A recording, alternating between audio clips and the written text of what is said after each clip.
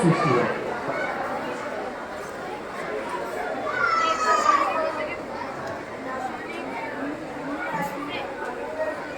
Time up. Group ই এর কাছে যাবো আমি। গ্রুপ ই বোনাস পয়েন্টের জন্য প্রতিফলন। আরেকটু যদি ভালো করে বলা যায় তাহলে কি হবে? আরেকটু ভালো করে বলা যাবে?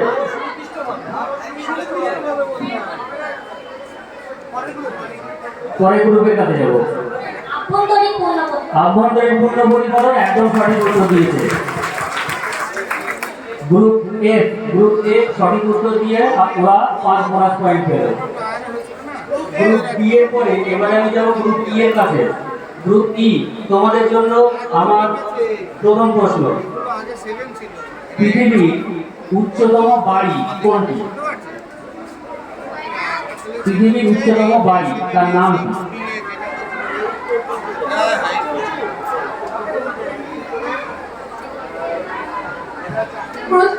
বুর্জ খলিফা একদম সঠিক উত্তর দিয়েছে। বুর্জ খলিফা সঠিক উত্তর দিয়ে ওরা পাচ্ছে 10 পয়েন্ট।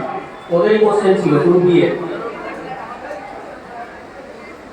গ্রুপ এ এবারে তোমাদের কাছে যাচ্ছি আমি এই রাউন্ডে প্রথম প্রশ্ন নিয়ে। তোমরা বলবে 2026 সাল, এখনো 2 বছর পরে, 2026 সালে ফুটবল বিশ্বকাপ আয়োজক দেশ কারা?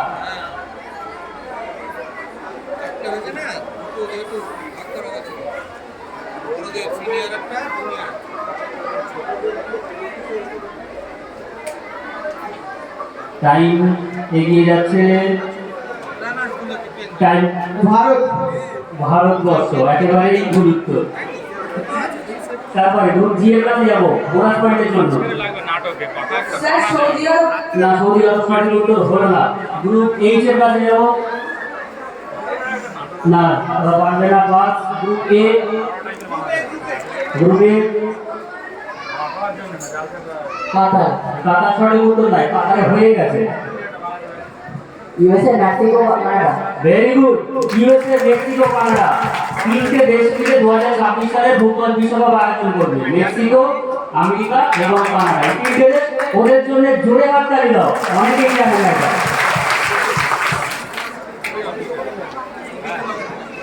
বি গ্রুপ ওরা 5 বোনাস পয়েন্ট পেল। Group B. এবারে যাবো গ্রুপ জি এর কাছে। গ্রুপ জি কই তোমরা? গ্রুপ জি তোমরা কিন্তু আলোচনা করে উত্তর দেবে, আমি কিন্তু একটাই উত্তর নেব।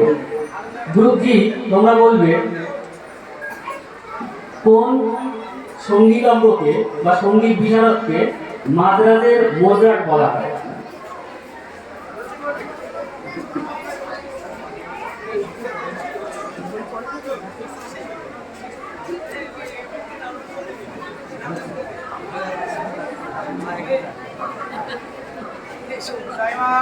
Time up. গ্রুপ এইচ এর কাছে যাবো। হবে না। গ্রুপ এ হবে।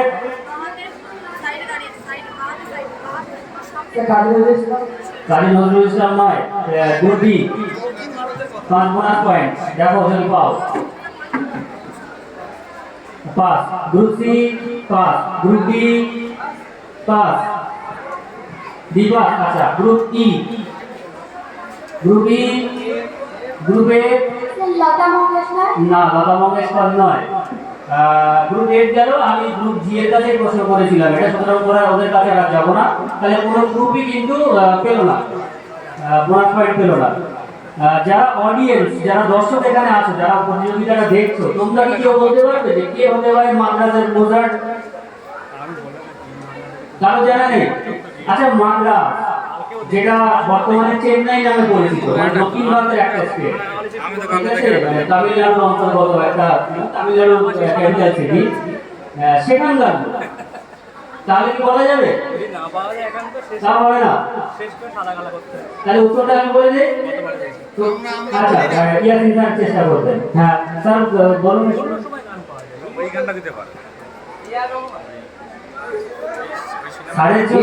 রহমান আমার একটা কনসেপ্ট মনে হচ্ছে। আচ্ছা, স্যারের জন্য খুব জোরে হাততালি করেছে। এআর রহমান আমাদের ভারতবর্ষের অন্যতম শ্রেষ্ঠ একজন মিউজিক ডিরেক্টর, সঙ্গীত পরিচালক, তাকে মাদ্রাসার মোজার্ট বলা হয়। অ্যাকচুয়ালি মোজার্ট ছিলেন একজন বিশ্ববিখ্যাত মিউজিক ডিরেক্টর, সঙ্গীতজ্ঞ। যেহেতু ওনার বাড়ি মাদ্রাজে, সেই জন্য ওনাকে আর মাদ্রাজের মোজার্ট বলা হয়, তার সঙ্গে কম্পেয়ার।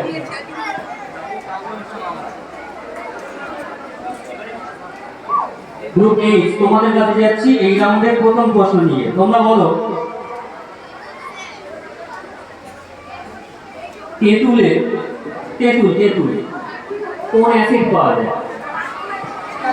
Tartaric acid. সঠিক উত্তর একদম। গ্রুপ এইচ ওরা পাচ্ছে 10 পয়েন্ট। সঠিক উত্তর দিয়েছে তেঁতুলে, আমরা পাই টার্টারিক অ্যাসিড।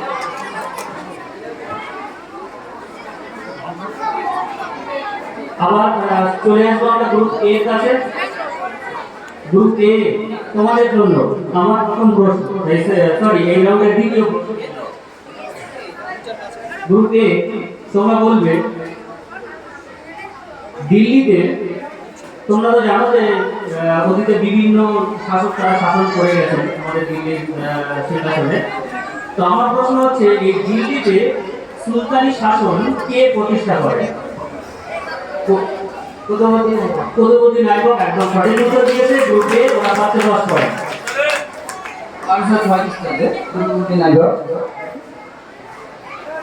নেক্সট আমি আসবো গ্রুপ বি এর কাছে দ্বিতীয় প্রশ্ন নিয়ে। তোমরা বলো, অ্যানথ্রাসাইট, লিগনাইট, বিটুমিনাস এগুলো কিসের প্রকারভেদ? অ্যানথ্রাসাইট, লিগনাইট, বিটুমিনাস এগুলো কিসের প্রকারভেদ?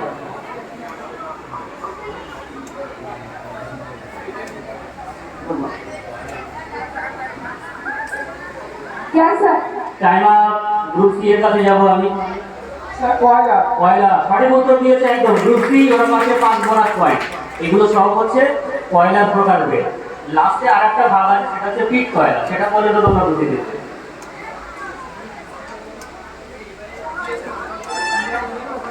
এবারে গ্রুপ সি এর কাছে যাব এই রাউন্ডে ওদের জন্য দ্বিতীয় প্রশ্ন নিয়ে। গ্রুপ সি তোমরা বলো, কমলাকান্ত এই ছদ্মনামে লিখতেন কোন সাহিত্যিক?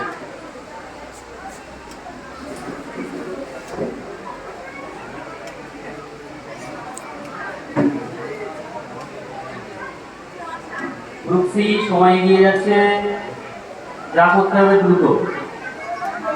Time up.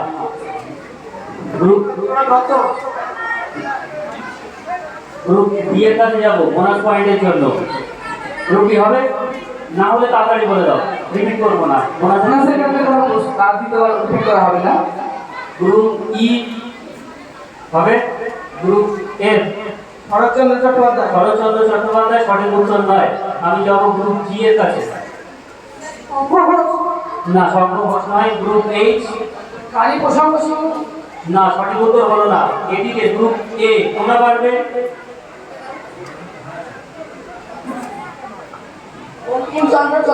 একেবারে সঠিক উত্তর, বঙ্কিমচন্দ্র চট্টোপাধ্যায়। তার ছদ্মনাম ছিল কমলাকান্ত। কমলাকান্ত ছদ্মনামে উনি লিখতেন।